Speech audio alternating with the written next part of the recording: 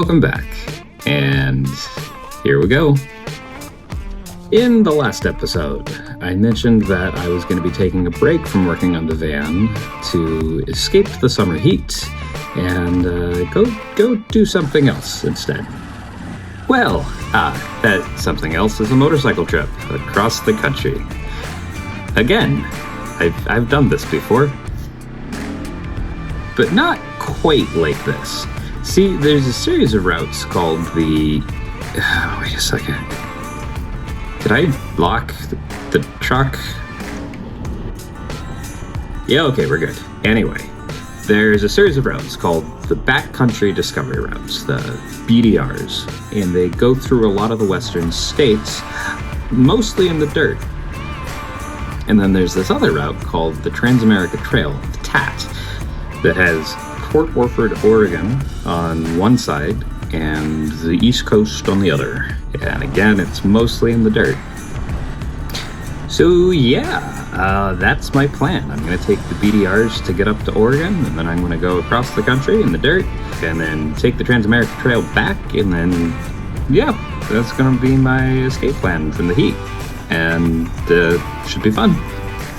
So that gas station right there was apparently used as one of the inspirations for Radiator City in the movie Cars. It was also blown up in a Jean-Claude Van Damme movie called Universal Soldiers. Also, this little bit of road that we're riding on right now is the twistiest section of all of Route 66, with something like over 100 turns in less than 10 miles. Anyway, to start this whole thing off, my parents are going to ride with me to Oatman, Arizona, which is an old mining town that most notably has a bunch of somewhat sort of kind of not really wild donkeys left over from the mining days that you can pet and like feed carrots to, so that's kind of cool. But it's also the start of the Nevada BDR, which I'll take for a little bit until I can connect to the Southern California BDR and take that north on my way to Oregon. And off we go.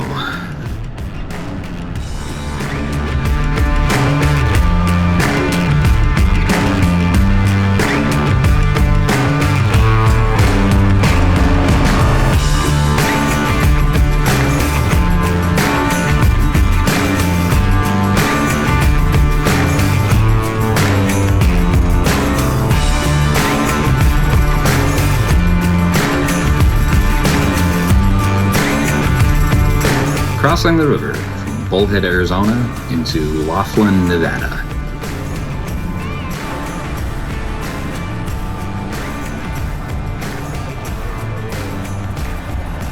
So it was actually kind of funny when I got here. I'm looking around and I'm like, well, I know this.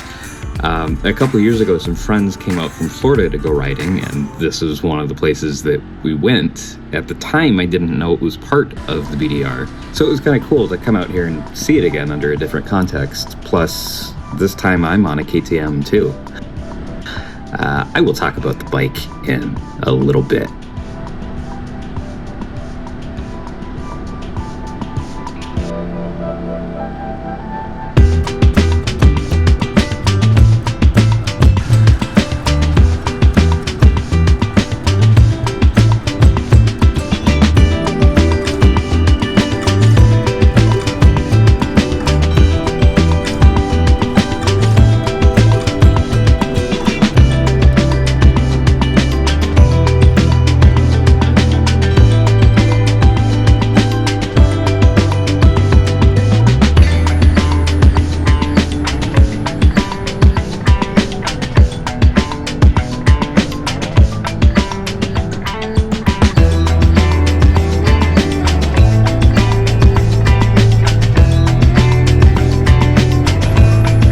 Oh, these are super cool. I actually don't know what they're called, but my understanding is that it's a bunch of mirrors that take just like all of the sunlight and reflect it into the tower, which then collects all the heat and boils some water to spin a turbine, and it makes electricity. That's my understanding. Maybe I'm totally wrong. but I think that's what they are. Anyway, it's really cool looking, if nothing else.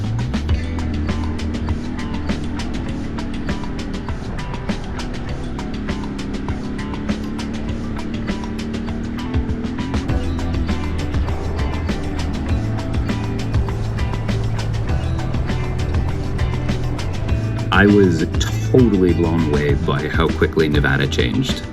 I mean, like, yeah, it's still the desert, fine, but it's definitely not the same desert I was in 15 minutes ago. Oh, that's cool. I could totally live there. I mean, that has, like, concrete and stuff. That's already better than where I live in my off-grid nonsense now.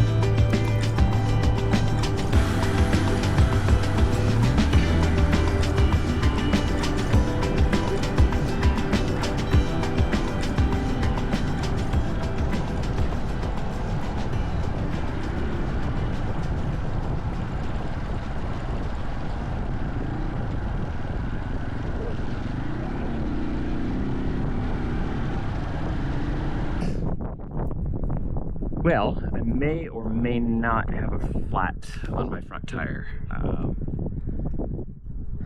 I stopped just because the last little stretch was pretty bumpy. I wanted to check the luggage, and my front tire was at 5 psi. Now, I did forget to check it before I left this morning, so who knows? I mean, I think it was only at 20. Who knows? We'll see. I'm going to keep riding, and then I'll check it. I'm about to the end of this stretch, so I'll check it there and see. Fortunately, it's the front, so it's a lot easier to do than the back. Yeah, so we'll see. We'll see. I've never actually gotten flat on a bike before. Well, that was a stupid thing to say. Now it's inevitable. Idiot.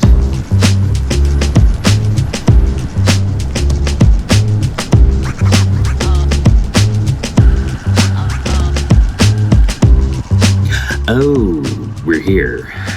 Okay, so let me explain. A lot of times when you're on public land, there's these gates that you have to open and close. Not really a big deal. I think they're for cattle. They're a little bit annoying when you're on a big, tall bike like this because you have to get off the bike, open the gate, go push the bike through, go back, close the gate, and then get back on the bike and ride. Again, normally not that big of a deal. What's really annoying is when you hit a gate and then 30 seconds later you hit another gate, which is exactly what happened here. In 3, 2, and 1. Okay, I didn't time that very well. Let me try that again. Yeah, apparently I still need to talk at the camera for a little while. But I've had an option to do, so. And complain. Let's see how hard this is. Because, obviously.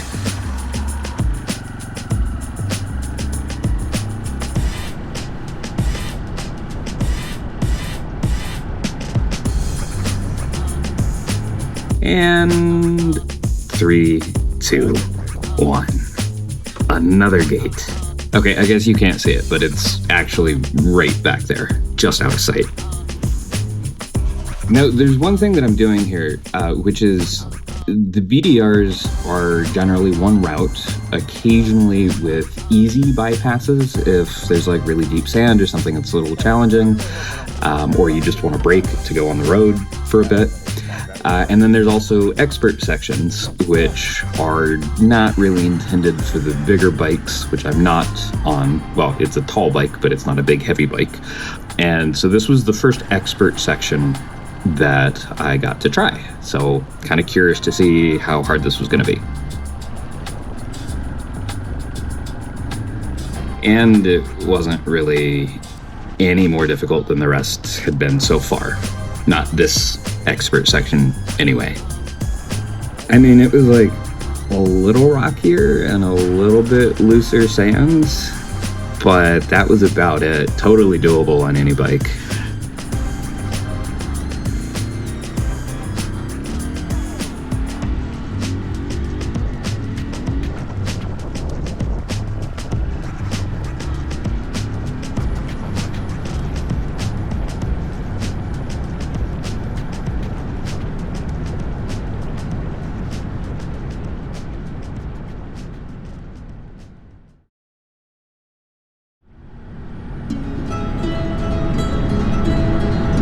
As the sun started to set on this first day of the trip, I found myself on this very peculiar, desolate feeling road leading to the southern border of Death Valley. The temperatures were insane, and the wind was strong enough to be blowing these swirls of sand across the road. Oh, also there was a tent, a whole tent, just tumbleweeding itself across the desert. And at one point I looked up and I saw an office chair sitting on a hill next to a palm tree. Those are very normal desert things after all. Let's investigate. It's a hot springs, and somebody has curated the crap out of it. Put all this flagstone everywhere, brought chairs out. The temperature of the water was not going to be any kind of relief, so I passed on the idea of crawling into this. It was an interesting break nonetheless. Oh, and then there's this random guy just riding a bike across the desert, too. Weird place. Weird place.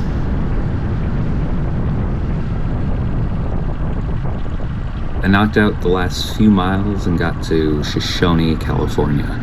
After temperatures that unpleasant, I decided that a hotel with air conditioning was a nice way to go. I hope you enjoyed the video, and as always, thanks for watching.